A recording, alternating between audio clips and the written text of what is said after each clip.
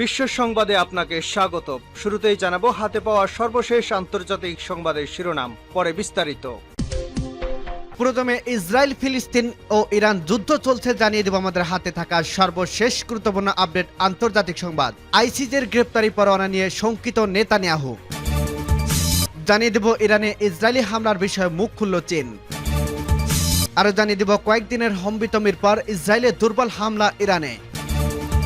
এদিকে আরো জানিয়ে দেব ইসরায়েলকে আরো অস্ত্র দিচ্ছে যুক্তরাষ্ট্র।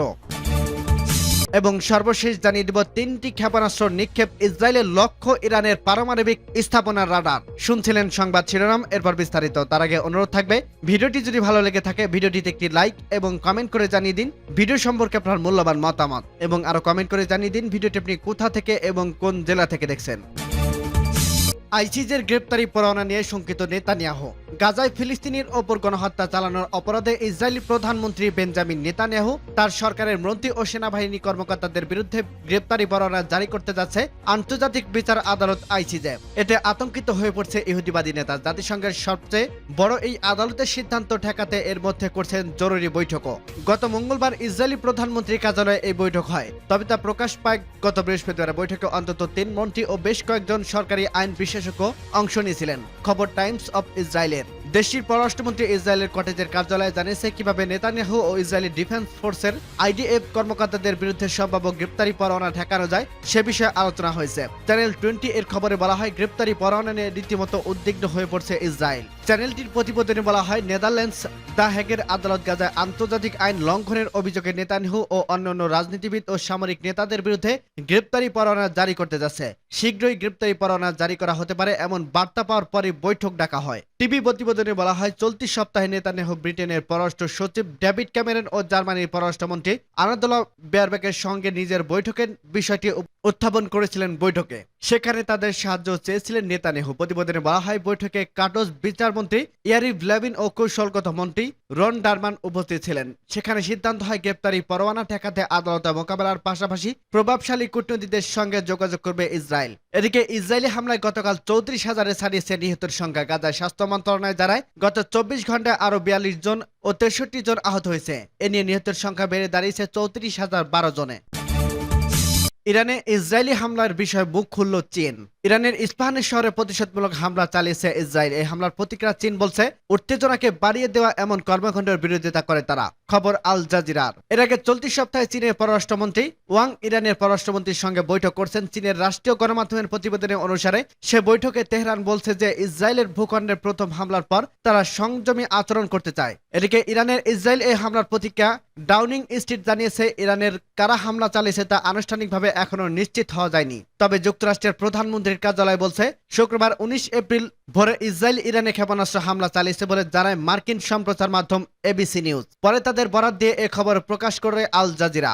যদিও এমন খবর পাওয়ার পর তেহরান বলছে তারা বেশ কয়েকটি ড্রোন গুলি করে ভূপাতিত করছে এবং দেশটি এখনো কোনো ক্ষেপণাস্ত্র হামলা হয়নি। তবে এখন পর্যন্ত ইসরায়েলের পক্ষ থেকে আনুষ্ঠানিকভাবে এই হামলার দায় স্বীকার করা হয়নি। তবে মার্কিন কর্মকর্তারা গণমাধ্যমকে জানিয়েছে ইসরায়েল এই হামলা চালিয়েছে। কয়েকদিনের হম্বিতম্বির পর ইসরায়েলের দুর্বল হামলা ইরানে। আক্রমণের কথা প্রকাশ্যে স্বীকার করেনি তেল আবিব। ইসরায়েলের ভূখণ্ডে ইরানে নজরবিহীন হামলার প্রায় 1 সপ্তাহ পর ইহুদিবাদী দেশটি মধ্যপ্রাচ্যে তার সবচেয়ে বড় শত্রুর ওপর হামলা চালিয়েছে। তবে ইসরায়েলি রাজনৈতিক ও সামরিক নেতারা টানা কয়েকদিন পাল্টা হামলা নিয়ে হম্বিতম্বি করলেও ঘটছে পর্বতের মুশরিক প্রসব। দৃশ্যত 3টি ড্রোন দিয়ে হামলা চালিয়েছে ইসরায়েল। বিবিসিকে একে বলছে নগণ্য হামলা, আর একজন ইসরায়েলি প্রভাবশালী মন্ত্রী একে দুর্বল হামলা বলে বিদ্রূপ করছে। ইসরায়েলি অবশ্য প্রকাশ্যে এই হামলার কথা স্বীকার করেনি। শুক্রবার সকালে ইরানের মধ্যাঞ্চলীয় দেশে ইস্পাহানের আকাশে 3টি রহস্যজনক বস্তুকে আকাশ প্রতিরক্ষা ব্যবস্থার মাধ্যমে গুলি করে ধ্বংস করার কথা জানায় ইরান। এর আগে যুক্তরাষ্ট্রের অজ্ঞাতনামা কর্মকর্তারা দাবি করেন ইরানে ক্ষেপণাস্ত্র হামলা চালিয়েছে ইসরায়েল। তবে দিন শেষে ক্ষেপণাস্ত্র হামলার প্রমাণ মেলেনি। হামলায় ইরানে কোনো ক্ষয়ক্ষতি হয়নি, জীবনযাত্রাও ছিল স্বাভাবিক। বিশ্লেষকরা বলছে ইরানের বিরুদ্ধে উত্তেজনা বাড়াতে চায় না গাজার যুদ্ধে কোণঠাসা ইসরায়েল। তা সত্ত্বেও ইসরায়েলি ভূখণ্ডে শনিবার হামলার পর থেকে ইরান পাল্টা জবাবের আশঙ্কায় সতর্ক অবলম্বন করছিলেন।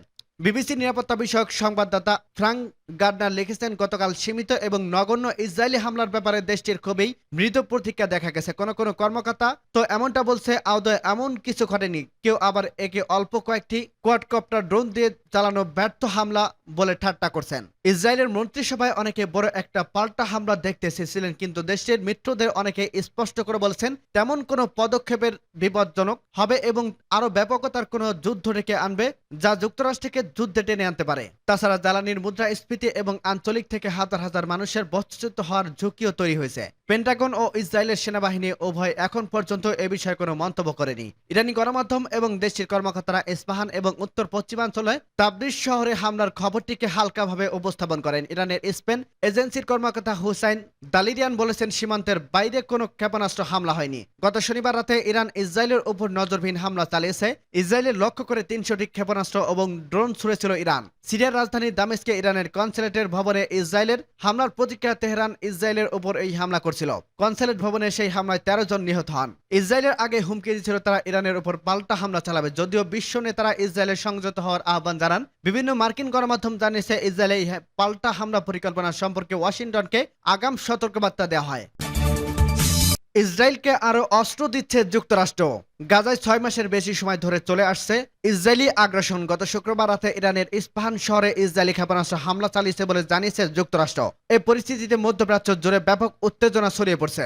এরই মধ্যেই মার্কিন কর্মকর্তারা জানালেন, যুক্তরাষ্ট্র থেকে আরো 100 কোটি মার্কিন ডলারের যুদ্ধাস্ত্র কিনছে ইসরায়েল। মার্কিন কর্মকর্তারা বলেছে, বাইডেন প্রশাসন ইসরায়েলের সঙ্গে 100 কোটি মার্কিন ডলারের নতুন অস্ত্র চুক্তি করার বিষয়টি বিবেচনা করছে। এই চুক্তির আওতায় ইসরায়েলের যুক্তরাষ্ট্রের কাছ থেকে ট্যাঙ্কের জন্য গোলা, সামরিক যান এবং মর্টারের গোলা পাবে। গতকাল ওয়াল স্ট্রিট জার্নালের এক প্রতিবেদনে এসব তথ্য জানানো হয়। এর আগে বাইডেন প্রশাসন ইসরায়েলের কাছে অস্ত্র বিক্রির প্রস্তাব কংগ্রেসনাল কমিটির সামনে এনেছে। এর আগে ইসরায়েলের সহায়তায় 26 বিলিয়ন মার্কিন ডলারে একটি প্রস্তাব আনা হয়। সিএনএন এর প্রতিবেদনে বলা হয়, জাতিসংঘের নিরাপত্তা পরিষদে ফিলিস্তিনকে পূর্ণ সদস্যপদ দেওয়ার প্রস্তাব ওঠে, তবে যুক্তরাষ্ট্রের ভেটো দেওয়ার প্রস্তাবটি পাশ হয়নি। স্থানীয় সময় গত বৃহস্পতিবার নিরাপত্তা পরিষদের অস্থায়ী সদস্য দেশ আলজেরিয়া এ প্রস্তাব তুলেছিল। 3টি ক্ষেপণাস্ত্র নিক্ষেপ ইসরায়েল, লক্ষ্য ইরানের পারমাণবিক স্থাপনার রাডার। ইরানের মধ্য অঞ্চলীয় ইস্পাহান শহরের কাছে একটি পারমাণবিক স্থাপনার সুরক্ষায় নিয়োজিত রাডার ব্যবস্থা লক্ষ্য করে ইসরায়েলের ক্ষেপণাস্ত্র হামলা চালিয়েছে।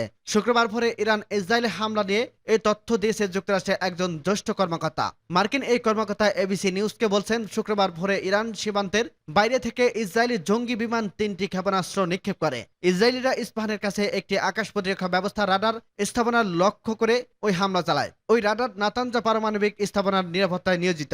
যুক্তরাষ্ট্রের এই কর্মকর্তা বলেছেন, প্রাথমিকভাবে মূল্যায়ন হচ্ছে ইসরায়েলি ক্ষেপণাস্ত্র লক্ষ্যবস্তুতে আঘাত এনেছে। এ বিষয়ে আরো খোঁজ খবর নেওয়া হচ্ছে।